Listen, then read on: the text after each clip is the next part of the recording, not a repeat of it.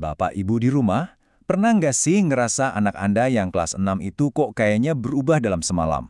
Kemarin rasanya masih anak-anak, tahu-tahu udah di gerbang remaja aja. Kalau Anda mengangguk-angguk setuju, berarti pembahasan kita kali ini pas banget buat Anda. Kita bakal kupas tuntas masa transisi yang penting banget ini, lengkap dengan panduan praktis, biar Anda dan si anak bisa melewatinya dengan sukses. Anak Anda yang umurnya 12 tahunan itu tiba-tiba jadi kayak orang lain ya? Mungkin jadi lebih pendiam, atau malah lebih sering ngajak debat, atau badannya tumbuh cepat banget sampai kita kewalahan. Wajar kok kalau kita jadi sedikit bingung atau bahkan khawatir. Tapi percaya deh, Anda nggak sendirian. Ini fase yang normal banget, dan ini justru tanda kalau mereka lagi bertumbuh. Biar gampang ngebayanginnya, anggap aja kita lagi bangun sebuah rumah yang kokoh buat masa depan anak kita. Nah, rumah ini perlu berdiri di atas 4 pilar utama. Masing-masing pilar ini, yang kita rangkum dari berbagai penelitian ahli, penting banget buat mendukung pertumbuhan mereka secara utuh, dari fisik sampai emosional. Oke, pilar pertama kita itu fondasinya tubuh mereka. Di usia ini, mereka lagi ngalamin yang namanya lonjakan pertumbuhan atau growth spurt yang luar biasa.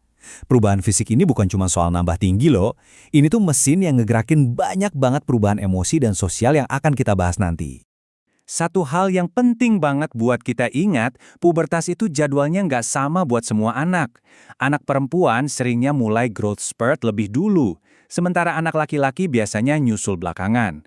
Paham soal perbedaan waktu ini tuh kunci, biar kita bisa nenangin mereka dan bilang kalau apa yang terjadi sama badan mereka itu normal-normal aja.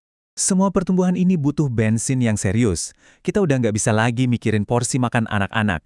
Mereka itu butuh kalori, protein, dan nutrisi penting lainnya dalam jumlah yang jauh lebih besar buat ngebangun fondasi tubuh yang kuat. Jadi ini bukan cuma soal bikin perut kenyang ya, tapi soal ngasih nutrisi untuk masa depan mereka. Kalau ada satu angka yang perlu banget Anda ingat dari bagian ini dia, 1.200 mg. Itu target kalsium harian mereka.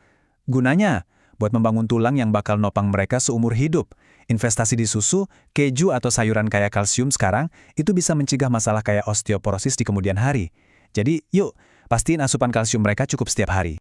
Mereka mungkin kelihatannya makin gede, makin dewasa, tapi kebutuhan tidurnya masih sama kayak anak-anak loh. 9-10 jam setiap malam itu wajib hukumnya. Kenapa?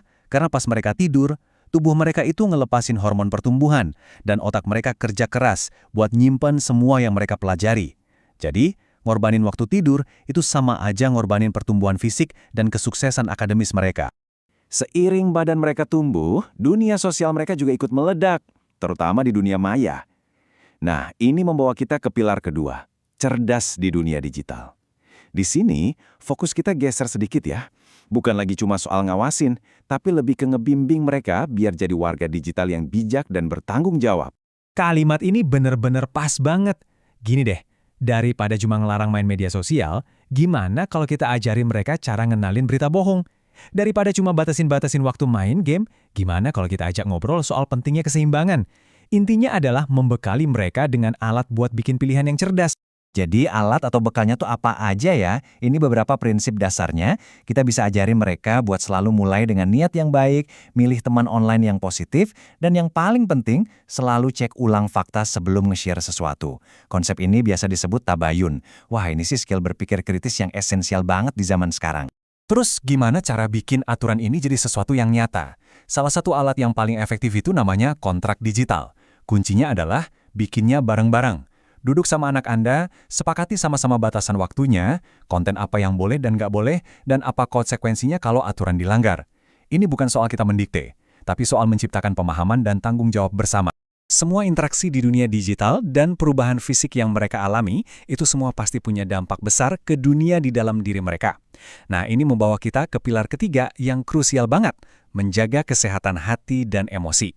Di tengah badai hormon dan tekanan dari teman-temannya, mereka butuh kita sebagai pelabuhan yang aman. Ngelihat statistik kayak gini mungkin rasanya agak menakutkan ya. Tapi tujuannya bukan buat nakut-nakutin kok.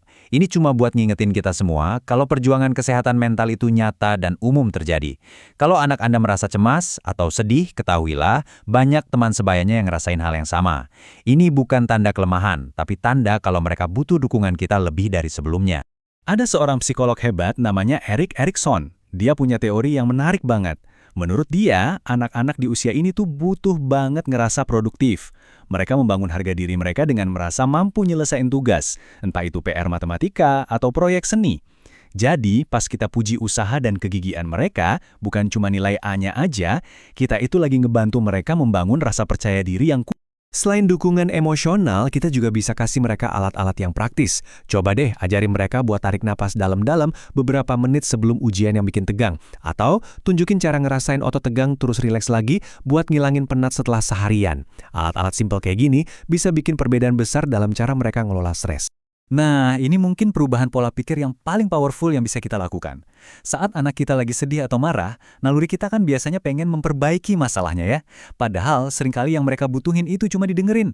Coba ganti kalimat "jangan nangis ah" dengan "mama papa tahu ini pasti berat ya buat kamu", itu bisa mengubah segalanya. Itu ngasih tahu mereka kalau perasaan mereka itu valid dan mereka aman buat cerita ke kita. Ini fondasi kepercayaan untuk tahun-tahun ke depan. Kesejahteraan emosional yang barusan kita bahas itu ngaruh banget ke kemampuan mereka buat berhasil di sekolah. Nah, ini dia pilar terakhir kita, membangun fondasi akademis yang kuat. Dan ini bukan cuma soal ngejar nilai bagus ya, tapi tentang ngembangin skill dan pola pikir yang bakal mereka bawa terus sampai SMP dan seterusnya. Perlu kita tahu, ada pergeseran penting di dunia pendidikan sekarang. Fokusnya itu bukan lagi cuma menghafal fakta, tapi lebih ke pengembangan keterampilan abad ke-21. Contohnya kayak berpikir kritis, mandiri, dan komunikasi yang efektif. Nah, peran kita sebagai orang tua adalah memperkuat pembelajaran ini di rumah. Gimana cara melatihnya? Kalimat ini kuncinya. Biasakan buat ngajuin pertanyaan pemantik dalam obrolan sehari-hari. Misalnya pas lagi nonton berita bareng, tanya aja. Menurut kamu, kenapa ya hal itu bisa terjadi? Atau kira-kira ada cara lain nggak buat nyelesainnya? Ini melatih otak mereka buat menganalisis, bukan cuma nerima informasi mentah-mentah. Struktur itu bisa jadi sahabat terbaik buat seorang siswa. Ini cuma contoh jadwal ya, tapi prinsipnya adalah soal keseimbangan. Bikin rutinitas yang ada waktunya buat belajar, buat gerak badan, buat ngobrol sama keluarga, dan istirahat yang cukup. Ini bakal ngajarin mereka skill manajemen waktu yang nggak ternilai harganya. Tentu saja, jadwal ini fleksibel dan bisa disesuaikan dengan kebutuhan unik keluarga Anda. Jadi, kita udah meletakkan keempat pilar rumah kita. Lalu, apa yang menyatukan semuanya? Jawabannya adalah menjadi orang tua yang terintegrasi. Artinya, kita paham kalau kesehatan fisik anak itu mempengaruhi emosi mereka, yang kemudian mempengaruhi kinerja akademis mereka. Semuanya itu saling terhubung, nggak bisa dipisah-pisahin. Sebagai rangkuman, ini dia 5 langkah aksi paling penting yang bisa Anda mulai terapkan. Pertama, pastikan nutrisi dan tidur mereka aman. Kedua, geser gaya pengasuhan jadi lebih banyak dialog. Ketiga, buat kontrak digital bareng-bareng. Keempat, jadikan budaya membaca dan bertanya di rumah. Dan yang paling penting, ajarkan mereka cara mengelola emosi. Perjalanan di kelas 6 ini pada akhirnya bukan cuma soal persiapan masuk SMP, tapi soal persiapan untuk hidup. Ini tentang ngebantu mereka jadi pribadi yang tangguh, bertanggung jawab, dan punya empati. Jadi, sebagai penutup, saya mau ninggalin satu pertanyaan buat Anda renungkan.